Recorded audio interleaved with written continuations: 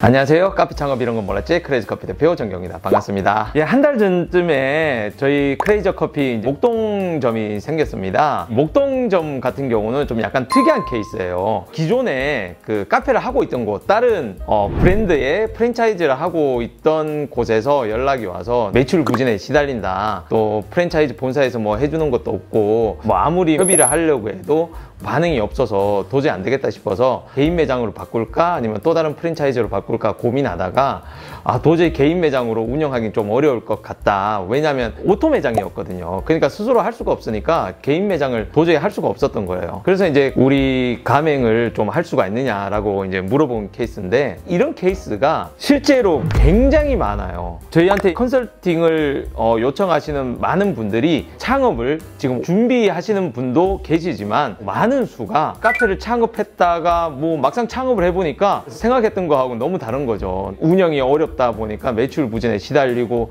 또 부동산과 뭐 혹은 가맹 본사와의 계약은 남아있고 하니까 멈출 수가 없는 거예요.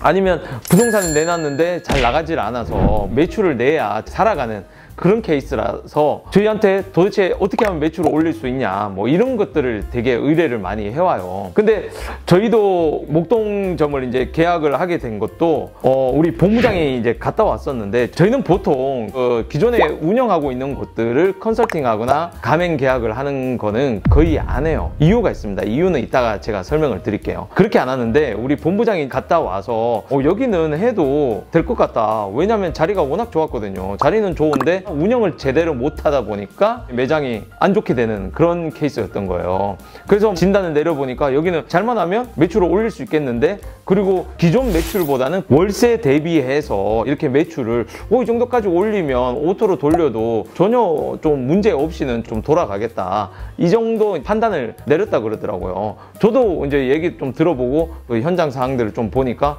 여기는 그래도 잘하면 이제 살릴 수 있겠다 라고 해서 이제 오픈을 했던 거죠. 그래서 실제적으로 지금 그 한 달 정도 지났는데 예전 매출보다는 좀 많이 올라왔습니다. 하지만 저희 욕심에는 절대 미치지 못하고 있는 거죠. 사실 더 낼 수 있는 곳이에요. 진짜 더 낼 수 있는 곳이고, 저희 월세 얘기 듣고요. 사실 저기 진짜 우리가 인수를 해서 하면 더 잘 될 것 같은데 그런 생각도 가졌던 곳이에요. 그래서 이거 같은 경우는 본인이 그대로 운영을 하고 있지만 많은 창업자분들께서는 기존에 매장을 인수해서 하는 경우가 많잖아요.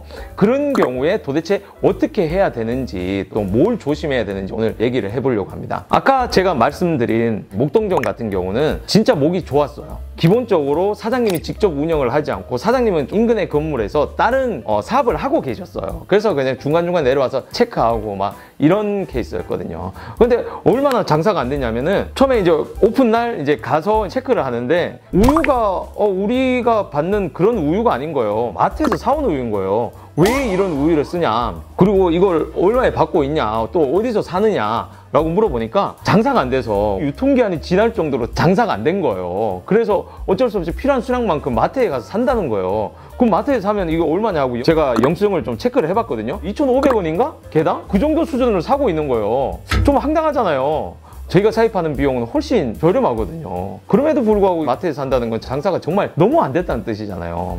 그리고 지금 보니까 대부분 다 정직원도 아니고 알바로 이렇게 쓰고 있더라고요. 그러다 보니까 주인의식도 없고, 그러니까 뭐 책임감도 좀 약한 거죠. 그래서 단골 확보도 안 되고, 그래서 매출이 진짜 형편없었던 거예요. 그 주변에 보면 바로 옆에 맘모스 커피 있죠. 디저트 상부 들어왔죠. 주변에 카페만 해도 엄청 많더라고요. 그런 상황이니까 중간에 껴갖고 뭐 제대로 장사를 할 수가 없었던 거죠. 근데 저희가 이제 들어와서 예상 매출은 그 수준까지는 충분히 올라왔어요. 그리고 뭐 여러 가지 이벤트라든가 그런 걸 해서 계속 이제 끌어모으고 있는 작업을 하고 있는데, 근데 여기서 문제는 계속 치고 올라가야 되는데 정체가 돼 있다는 거예요. 이 말인즉슨 운영이 좀 약간 문제점이 있다는 거예요. 목표 매출은 이만큼이 있는데 아직까지 요건 거죠. 처음 목표로 했던 매출액까지는 갔지만 실제로는 더 나올 수 있는 곳이거든요. 이런 큰 문제의 시발점은 직원들이 어떻게 운영을 하느냐, 이런 것들이 이제 많이 걸려 있거든요. 그러니까 아르바이트생으로 계속 운영을 하다 보니까 운영 시간도 더 들쭉날쭉하고 이런 부분이 이제 계속 수정돼 나가고 또 단골을 확보하는 이런 과정이 돼야 돼요. 그래서 이런 점들이 아마도 지금 장사가 안 되는 경우에 태반이 이렇게 운영적인 문제가 좀 많이 걸려 있다는 거죠.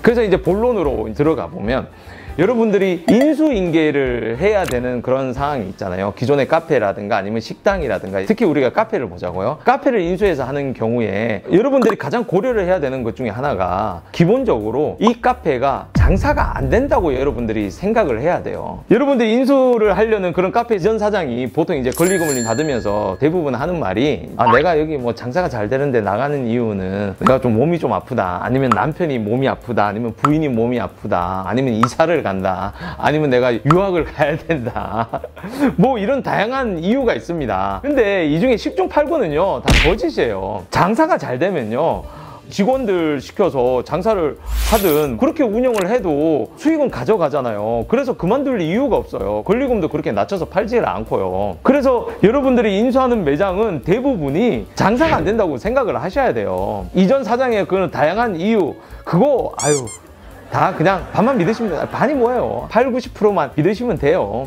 그러니까 한마디로 장사가 안 되는 매장을 장사가 되게 만들어야 되는 그런 상황이라는 거죠. 그래서 첫 번째 고려해야 되는 것은, 장사가 안 되는 데는 가장 첫 번째 요인은 일단 목입니다. 목. 장사가 될 만한 곳인지 안 될 만한 곳인지 여러분들이 판단을 하셔야 돼요. 아까 목동점 같은 경우는 장사가 될 만한 곳이라고 판단을 했기 때문에 우리가 이제 들어가는 생각을 할 수가 있는 거죠.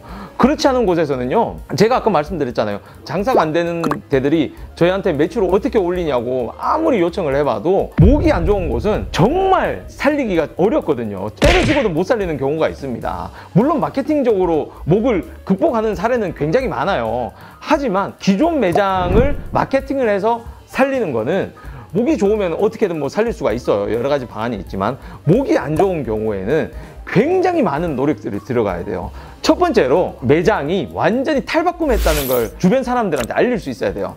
그렇게 하려면 어떻게 해야 돼요? 메뉴만 손본다? 저는 이런 거는 말이 안 된다고 봐요. 솔직히 백종원의 골목식당 같은 경우는 그게 방송이니까 홍보가 돼서 잘 될 수 있는 거지만, 실제로 메뉴가 좋아졌다 뭐 이거를 바깥에 있는 사람들한테 알릴 수가 있어야 되잖아요.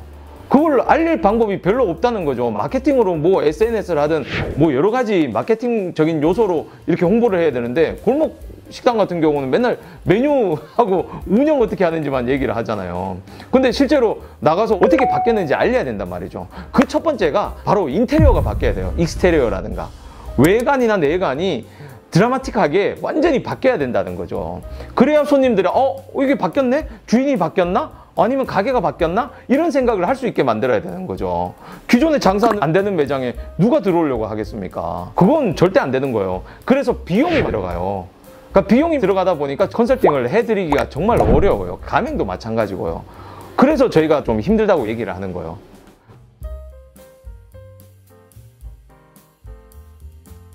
그래서 이제 목이 좋은 곳 같은 경우는 이런 인테리어적인 요소, 익스테리어적인 요소들을 살짝 바꾸고, 그 다음 마케팅적인 요소, 그 다음에 이 골목식당처럼 백종원 씨가 솔루션을 내리는 것처럼 메뉴라든가 이런 것들을 진짜 업그레이드 시켜야 돼요. 그리고 운영적인 부분, 서비스적인 부분, 이런 모든 부분들을 싹 바꾸고 고객들한테 선보여야 된다는 거죠. 그렇게 하면 좀 될 수가 있는 거예요. 그래서 여러분들이 새로운 매장을 인수해서 장사를 할 때 이제 예산이 별로 없다 보니까 많은 분들이 인테리어 그대로 두고 간판만 싹 바꿔서 운영하는 경우가 많이 있어요. 프랜차이즈도 마찬가지예요. 프랜차이즈도 보면 간판갈이라고 그러죠. 간판만 싹 바꿔서 인테리어 그대로 두고 그냥 매장 늘리기를 하고 있는 거예요. 그런 식으로 이제 운영을 하다 보면 이게 바뀔 수가 없는 거거든요. 그래서 저희 목동점 같은 경우도 외관을 좀 약간 바꾸고 이제 소프트웨어적으로 직원들 교육이나 이거에 좀 집중을 했었죠. 그렇게 해서 이제 올리는 방법이 있는 거예요. 그래서 인수인계를 받을 때는 이 장소가 장사가 안 된다고 무조건 생각을 하고 있어야 돼요. 장사 잘 된다는 말 절대 믿지 말고요. 포스에 뭐 이렇게 매출 이만큼 찍혔다, 이것도 믿지 마세요. 이거 언제든지 조작할 수 있는 거예요. 뭐 카드 막 긁든가 아니면 현금 막 때려 넣든가 그렇게 하면 매출 조작이 되는 거잖아요. 그러니까 여러분들 그런 건 믿지 마시고 일단 안 된다는 가정을 하고, 이 매장이 상권적으로 이 장사에서 올릴 수가 있겠구나, 이런 판단을 일단 할 수 있어야 되고요. 그 다음 이걸 바꿀 때는 완전히 새로운 매장의 느낌이 나도록 바꿔야 됩니다. 네, 그렇게 바꿔야 사람들이 가게가 바뀌었구나, 이런 생각을 할 수 있어요. 그냥 돈이 없어서 인테리어 그대로 해갖고 그대로 인수해서 기존 고객들만 대상으로 하다 보면 성공할 수가 없습니다. 일단 들어오게 만들어야 되는데 그 들어오게 하는 그런 요소가 없는 거예요. 그러다 보니까 백날 뭐 안에서 메뉴 좋게 만들고 맛있게 하고 뭐 해도 사람들이 인지를 못하는 거죠. 그러니까 그렇게 해서 여러분들이 양도양수를 받아서 장사를 하는 경우는 드라마틱하게 바꿔야 되는 그런 부분들이 있다. 그러면 여기가 뭐기 좋은지 뭐 마케팅으로 해결할 수 있는지 이런 걸 또 판단할 수 있어야 되잖아요. 그걸 보실 때 가장 좋은 점은 주변에 장사가 잘 되는 카페들이 있는가 없는가를 보시면 돼요. 장사가 정말 잘 되는 곳이 있다. 그죠? 그러면 상권이 존재를 하는 거거든요. 상권이 한마디로 이제 발전 가능성이 있다는 거예요. 그리고 내가 한마디로 여기서 시장 나눠 먹기를 할 수 있는 그런 상황으로 판단을 할 수 있어야 돼요.